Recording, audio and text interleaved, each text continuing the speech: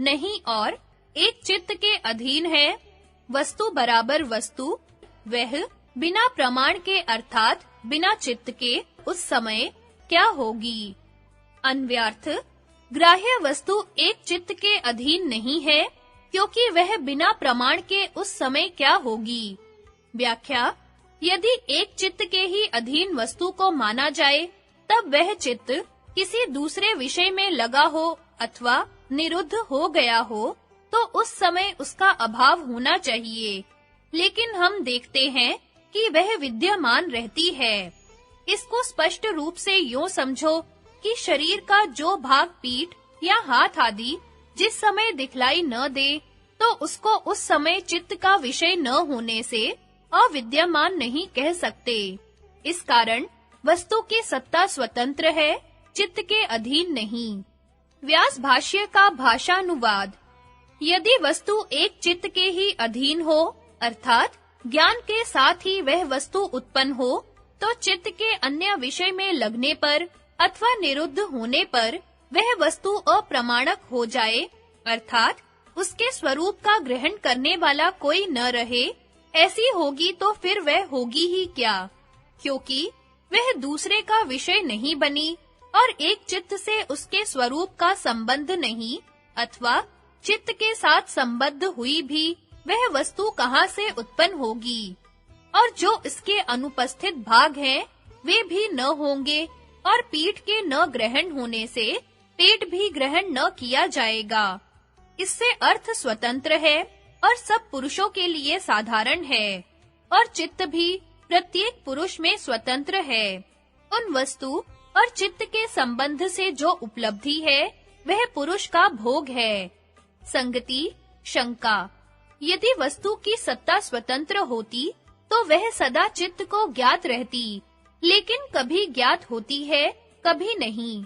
यह बात सिद्ध करती है कि वह चित्त के अधीन है। उस पदार्थ के उपराग की अपेक्षा वाला होने से चित्त को वस्तु बराबर वस्तु ज्ञात और अज्ञात होती है।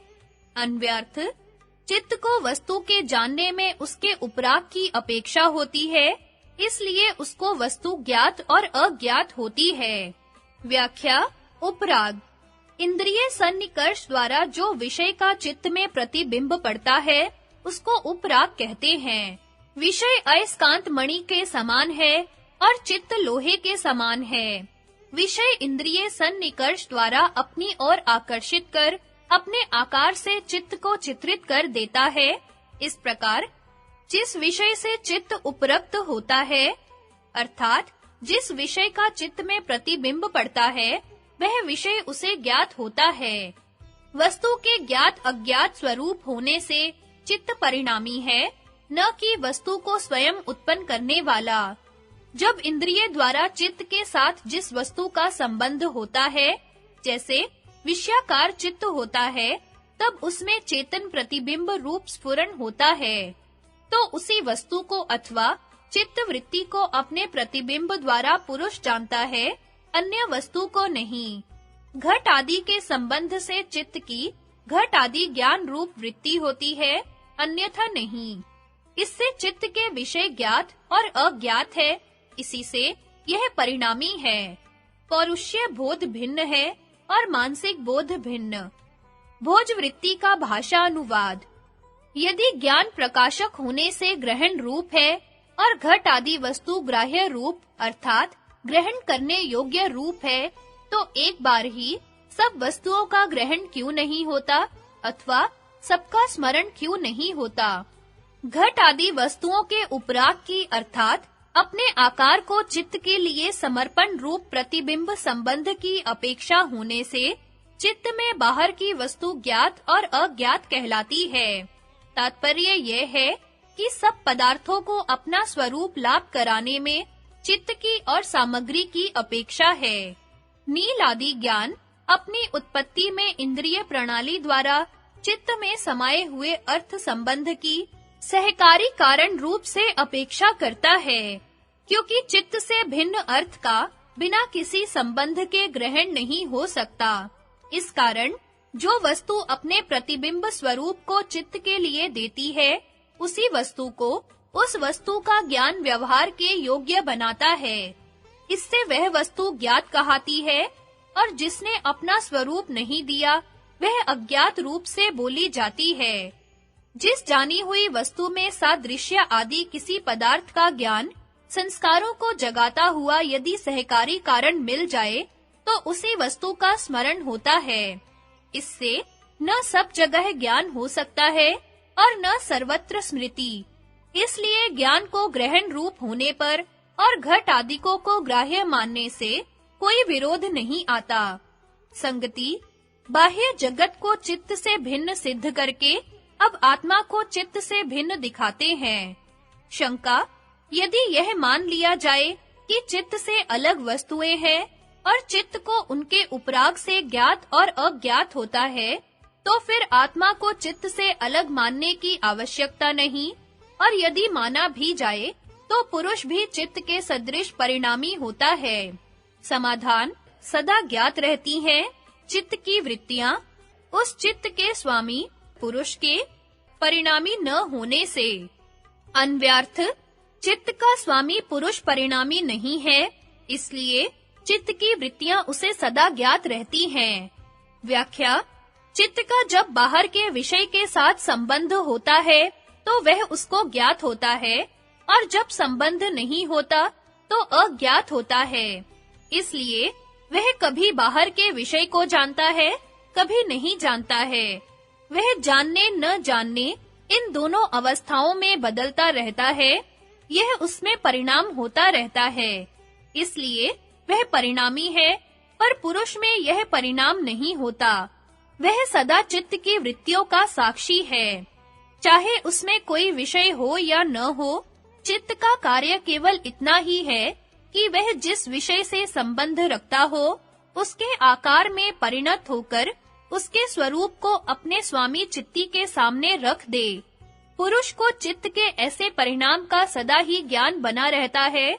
इस ज्ञान से पुरुष में चित्त की भांति कोई परिणाम नहीं होता, अर्थात चित्त के विषय घट आदि है और पुरुष का विषय वृत्ति सहित चित्त है। विषयों के होते हुए चित्त कभी उन विषयों को जानता है, कभी नहीं, पर पुरुष अपने चित्त को वृत्ति सहित सर्वदा जानता है। अपने काम में सदा जानी हुई भोग्य रूप चित्त वृत्तियां ही भोक्ता पुरुष को परिणाम शून्य जतलाती हैं।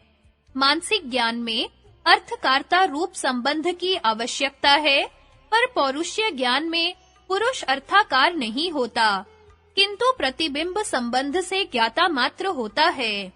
यद्यपि चित्त जड़ है, इसमें उसमें ज्ञान नहीं हो सकता, तथापि जैसे लोह पिंड में अग्नि के प्रवेश होने से लोह भी प्रकाश रूप होता है, वैसे ही ज्ञान रूप पुरुष के साथ भोग्यता संबंध होने से चित्त में ज्ञान कहा जाता है।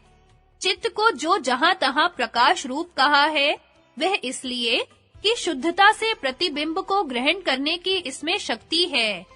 एक बात और भी है कि चित्त का सर्वदा ज्ञाता पुरुष न हो तो मैं सुखी हूँ अथवा नहीं इत्यादि संशय भी होना चाहिए, सो होता नहीं। इससे भी पुरुष परिणामी नहीं है। भोज वृत्ति का भाषानुवाद। प्रमाता पुरुष भी जिस समय नील पदार्थ को जानता है, उस समय पीत आदि से संबंध रखने वाले चित्त के आकार का ग्रहण न करने से कदाचित परिणामी हो जाएगा। इस आशंका को हटाते हैं। जो प्रमाण विप्रय आदि रूप चित्त की वृत्तियां होती हैं, उनको ग्रहण करने वाला चित्त का अधिष्ठाता पुरुष सब काल में ही जानता है, क्योंकि पुरुष का परिणाम नहीं होता। यदि वह पुरुष परिणामी हो, तो परिणाम के कभी-कभी होने से चित्त की वृत्तियों को सदा जानने वाला नहीं बन सकता। तात्पर्य यह है कि चैतन्य रूप पुरुष चित्त का सर्वदा स्वामी है और निर्मल अंतःकरण भी उसके साथ सदैव रहता है। वह चित्त जिस पदार्थ के साथ संबंध करता है, उसी पदार्थ का ज्ञाता पुरुष कहलाता है, क्योंकि घटाद्याकार वृत्तियों में चेतन का प्रतिबिंब सा पड़ता है।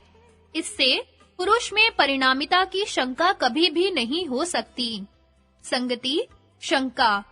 अग्नि की भांति चित्त ही वस्तु का भी प्रकाशक है और अपना भी, इसलिए चित्त से अतिरिक्त किसी अन्य पुरुष के मानने की आवश्यकता नहीं रहती।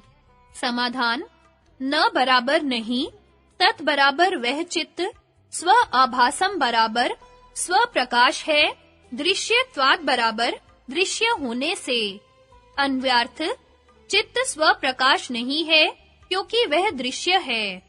व्याख्या: जिस प्रकार दूसरी इंद्रियां और शब्द आदि विषय दृश्य होने से स्व प्रकाश नहीं है, उसी प्रकार चित्त भी दृश्य होने से स्व प्रकाश नहीं है, किंतु पुरुष से प्रकाश्य और जानने योग्य है। अग्नि का दिया हुआ दृष्टांत भी यहाँ लागू नहीं हो सकता। अग्नि जड़ है, उसको स्वयं अपना ज्ञान नहीं होता, उसको जानने के लिए किसी अन्य ज्ञान वाले की आवश्यकता होती है। इसी प्रकार चित्त भी जड़ है, उसे जानने के हेतु उससे अलग चित्ती को मानना पड़ेगा।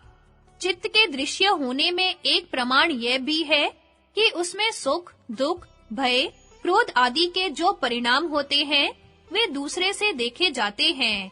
जैसे मैं सुखी हूँ, मैं क्रोध में था इत्यादि। इससे सिद्ध है कि चित्त की इस अवस्था को देखने वाला उससे अतिरिक्त चेतन पुरुष है।